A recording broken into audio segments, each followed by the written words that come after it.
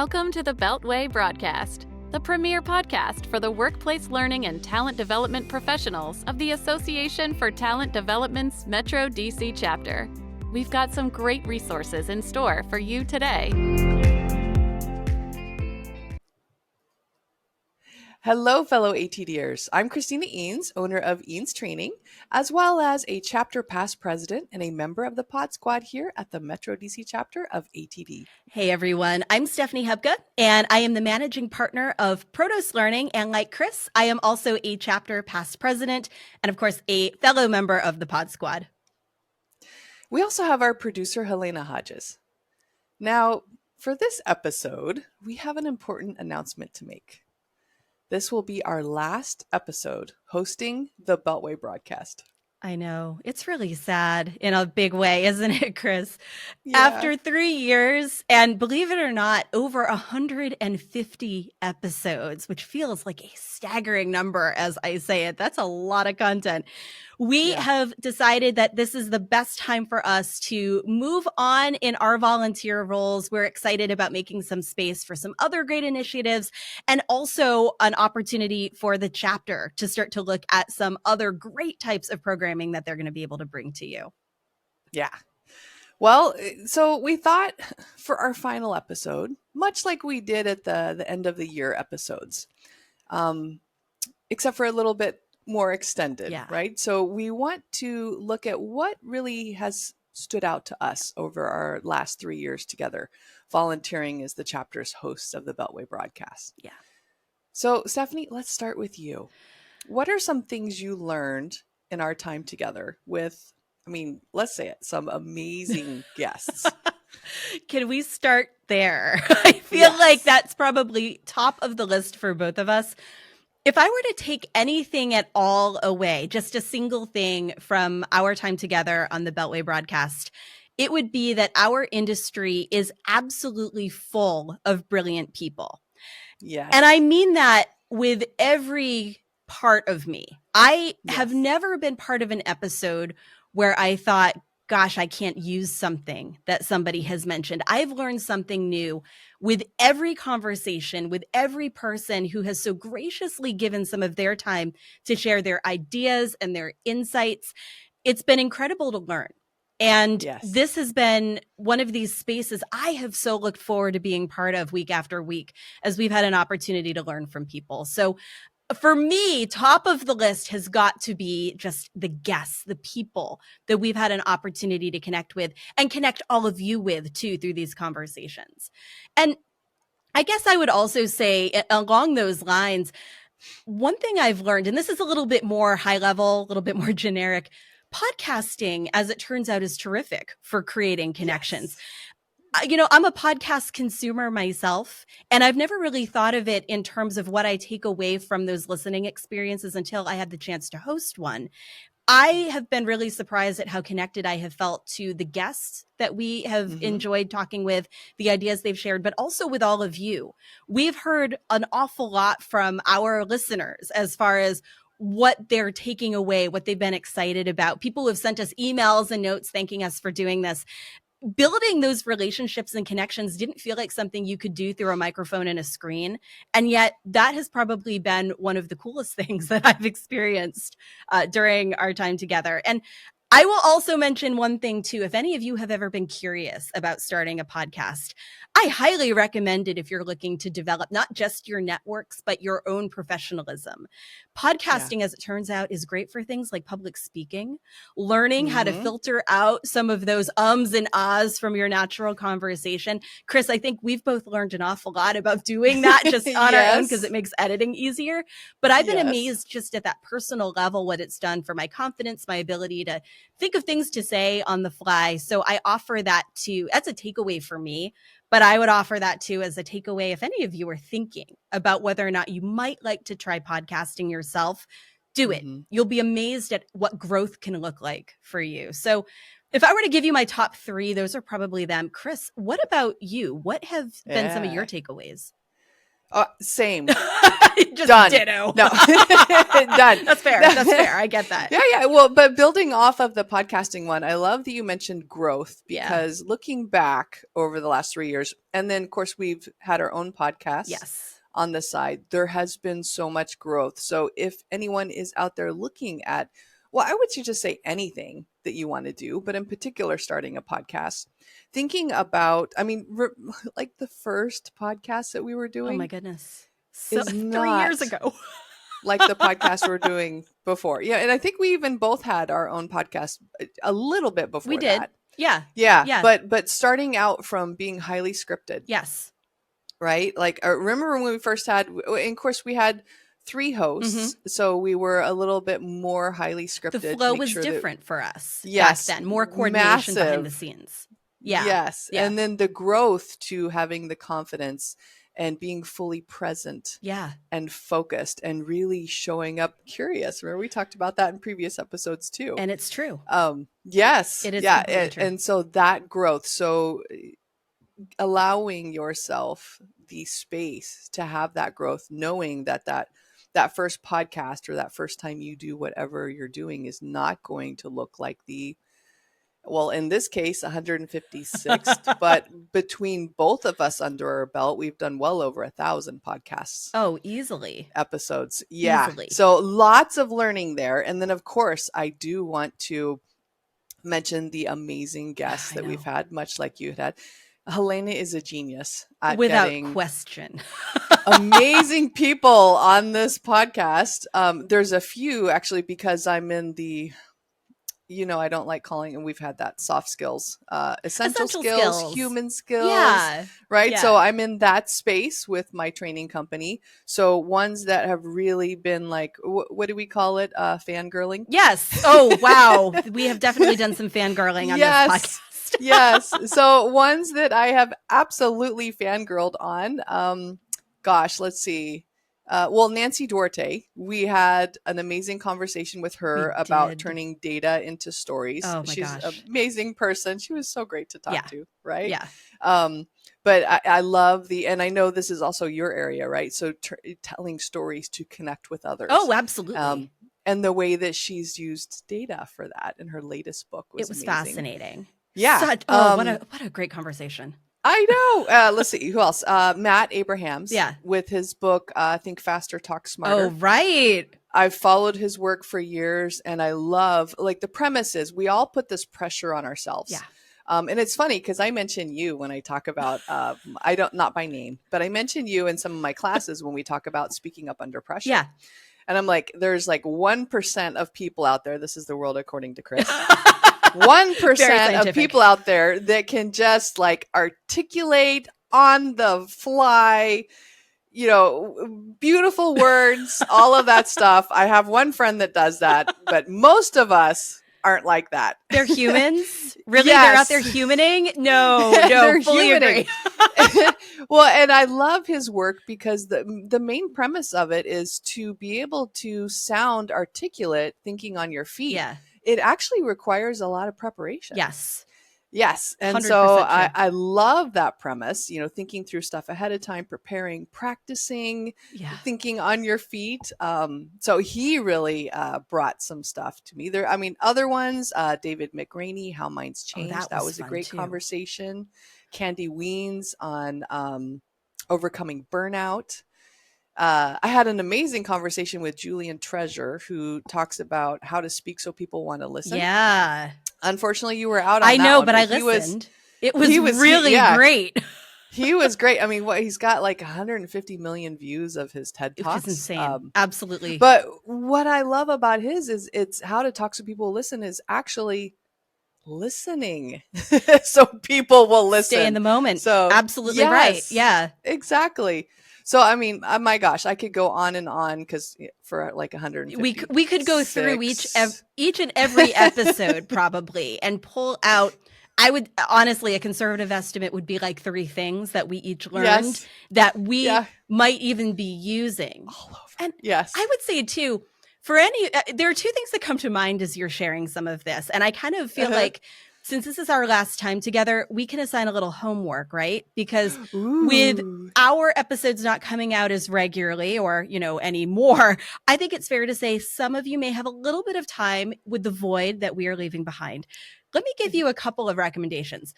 One, if you're brave, I don't know if I'm brave enough to do this, but I'm going to say if you happen to be, listen to one of the first, say, 20 episodes that we did, and then listen to one of the last 20. And you can see the growth. You can see what it looks like, honestly, to grow in front of other people. I typically don't like to compare, past performance to current performance. It's a given you should be changing for the better. You most likely are.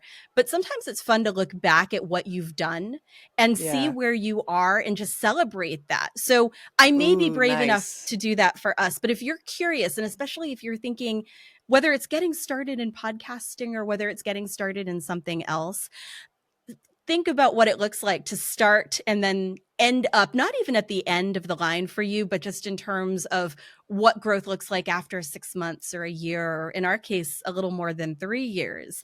Yeah. That would be one thing I would recommend. The other is if you go through and pick some of your favorite episodes, or, I know, Chris, you just shared a few that happen to be a few of my favorite episodes as well. Yeah.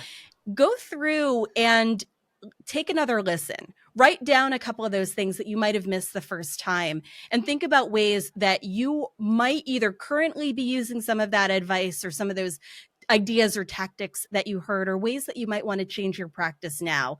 Because one thing that really has made me very proud about the work we've done is that it really is going to stand the test of time. What our guests have shared, they were true when they shared them. They're going to be true tomorrow and many tomorrows from now. I think it's a lot of fun to go back and re-listen, see what you might have missed, and think about new ways that you can challenge yourself to learn and to put into practice some of the tips and ideas that they've shared. So lots of opportunity to re-listen if you're thinking about what comes next for you in your world as a listener and a member of our community here.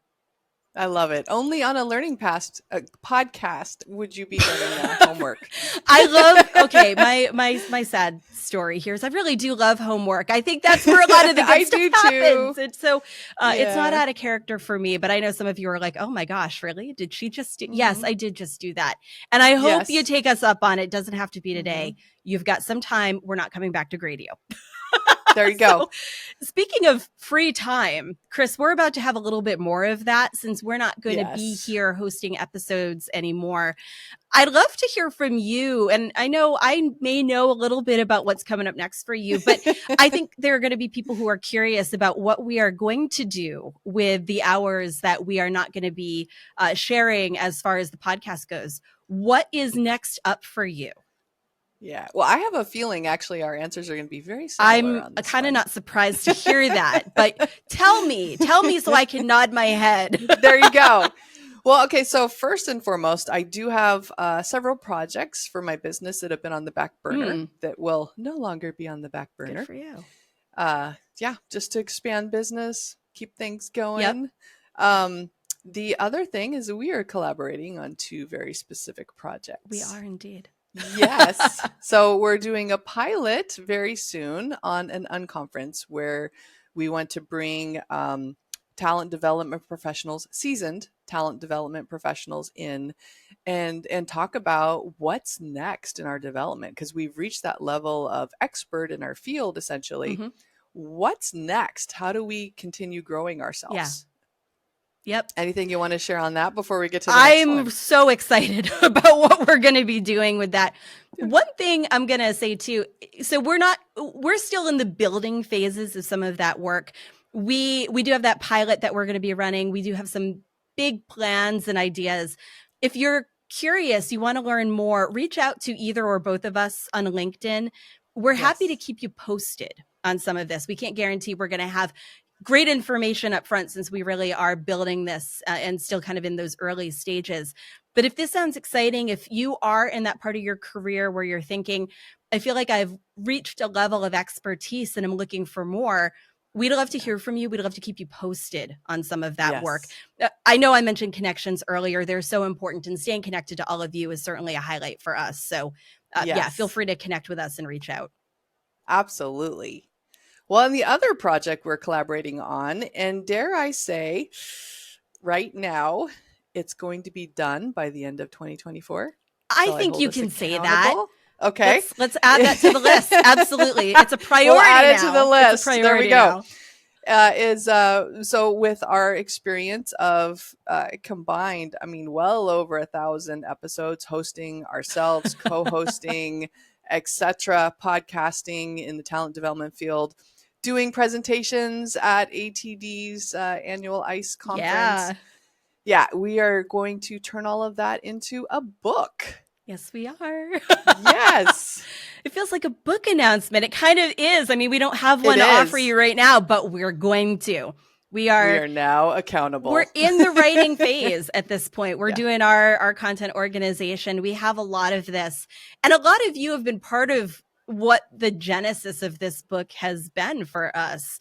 You've been there to listen to what these podcasts have turned into. And I think you've heard some of our processes come through. You know what it's like to have goals and audience in mind, to select guests and prepare content. So I would certainly say if you're curious about what the behind the scenes have looked like, that's going to be a great window into what we have been up to. And kind of tying back to what I said before, if you've ever thought about getting into this wild world of podcasting, it's going to be a nice blueprint. We've got a good framework that we're going to have. And I think it will help to take a little of the guesswork out that many of us have had to go through just to figure out how you might get a podcast up and running. Yeah. And we will also specify, because we're going to hit both, if you want to launch a podcast on your own or external to your organization, as well as launching a podcast internally. Absolutely. We've had clients that we've assisted with that. Yeah, we both have. They've got a great resource for their employees within organizations. That's right. Yeah. So exciting stuff on the horizon. Okay. By the end of this year, it will be published. I love that. We're not going to let you down. We're not going to let ourselves down. So that's it. Stay tuned. We will certainly share when that is kind of up and running and ready to purchase. So, gosh, that's exciting to share. I know. Now, I know we just talked about a couple of things that we're doing together. Anything else you want to add on what you're going to fill? I know that's going to be already fill up a lot of your time. Oh, but yeah. Now that I've committed us, right? No. You want me to add more? What about you? You want me to add more to that list? Wow, Chris, thank you.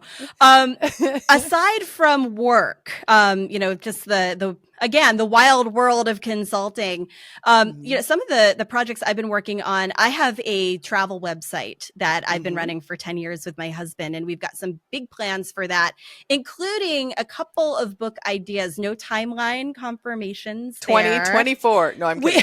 Maybe 2025. One of them is, it's kind of a fun one, just tips for planning and taking trips. And another one that actually makes that connection between why taking time off, traveling, exploring your community, whether it's a grand trip or a small one, can actually benefit you as a professional. Nice. I've been working on that conceptually for, I think, years now. And I have quietly been pulling together and outline some research, having some conversations, and I think I'm ready to turn that into a really good product as well. So yeah, I guess for me, Chris, the theme is writing. I guess instead of talking all the time, I'm just going to be writing about talking. So maybe that'll give my voice a rest. Not a bad thing, perhaps. So yeah, it'll be good. You'll just be putting the verbal into written. Why not? Why not? Yeah, that's a nice transition. Let's see how I do. There you go. Aw. Whew, okay. Well, so I know. So for our final episode hosting, sounds so weird to say. It does. It does. Yeah. It's actually very sad. There's a little bit of emotion that goes into this since we've had such a blast with all of this. Yeah. Well, we thought we would answer the rapid fire questions for one last time for this episode. Yeah. So we'll start. How about I'll ask the question, you start, then I'll share my answer, then we'll go to the next one. Works for me. Okay. So what is one book everyone must read and why? This is a really, really hard one. I'm going to start actually by saying, go back through those episodes and make a book list for yourself. There you go. So many of my favorites have been shared by some of the guests that we've had on over the last 3 years. I'm going to go with the one I'm actually rereading right now. It's Map It by Kathy Moore. It's been recommended by, I would say, at least 5 people during the course of this podcast. And there's a reason for it. I return to it at least a couple of times a year for either a full reread or a section here or there. If you are in talent development, it is well worth it to spend a little time with that book. So I'm going to go with Map It for my selection. Chris, what about yours?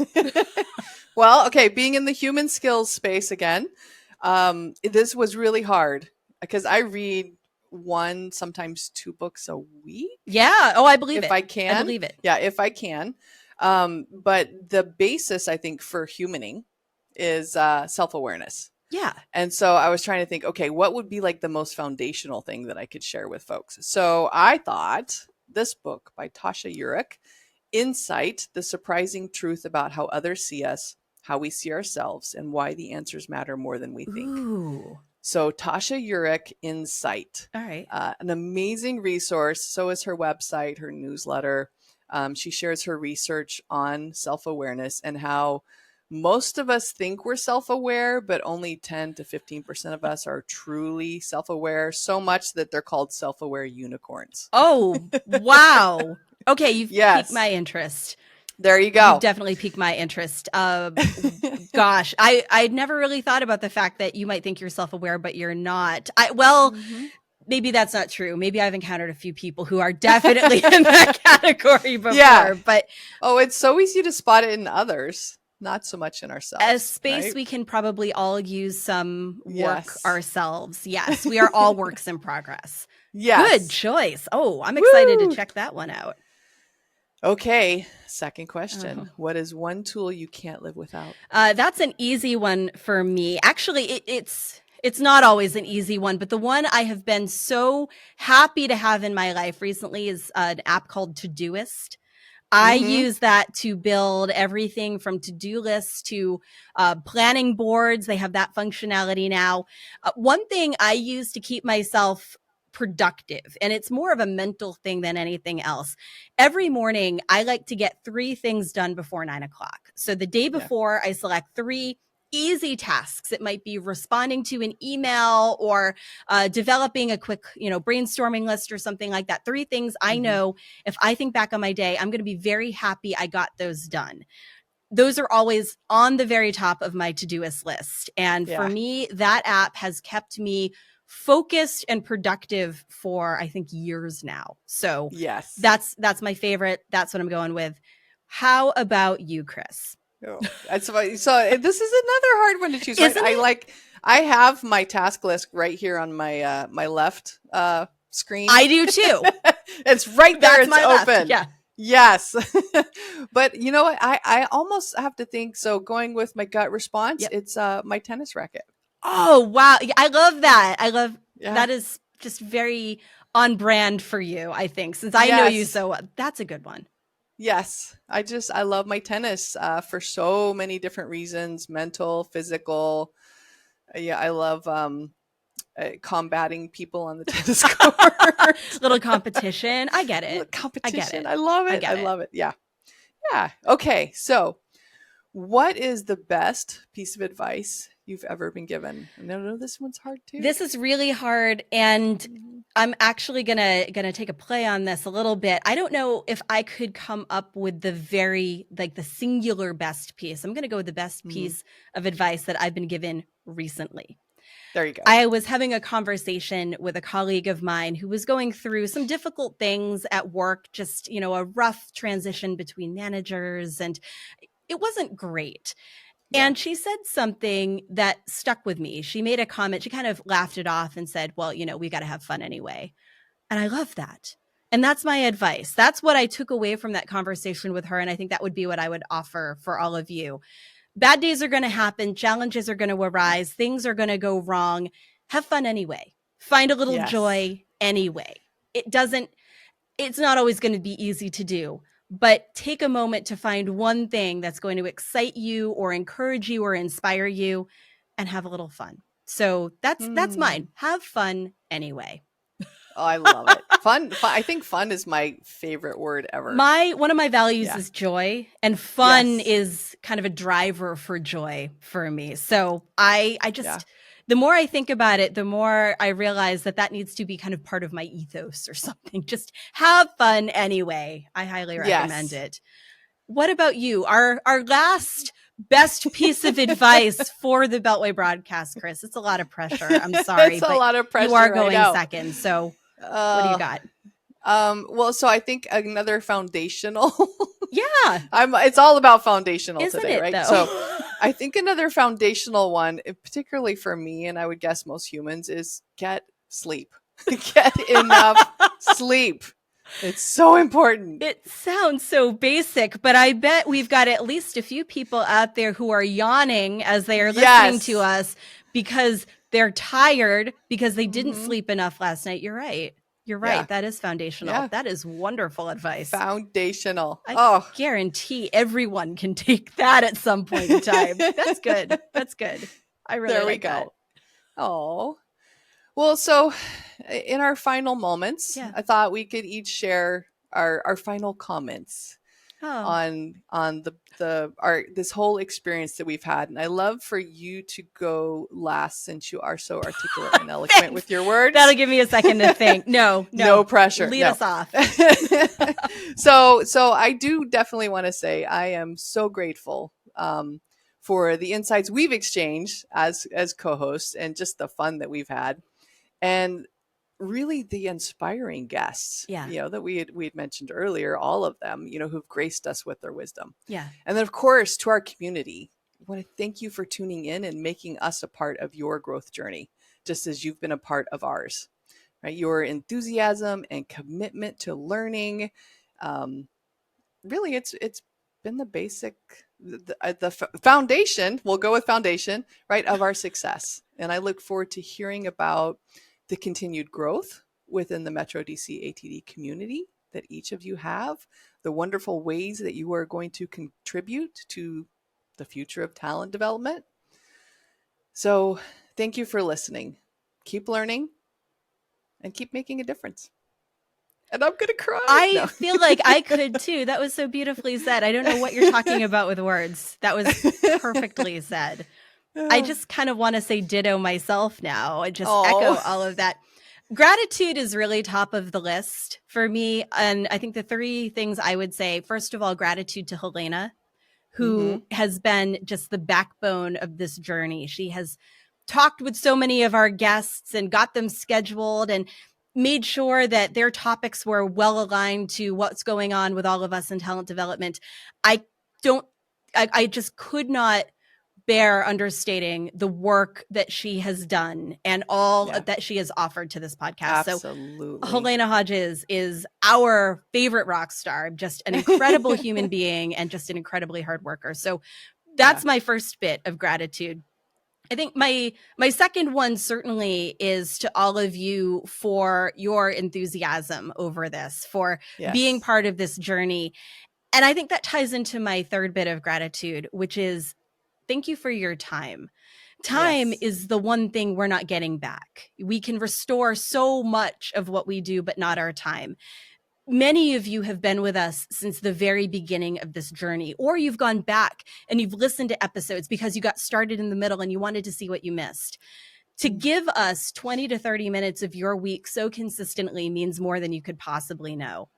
We have been really, really grateful to spend this time with you, to learn from you and with you, and just to know that as we were putting these episodes together, it was that opportunity for us to spend that time together. So thank you for giving us that time. Thank you for giving that time to yourselves as you've learned and hopefully have found ways to take what you've learned and apply that to your work so that you can be the very best at what you do.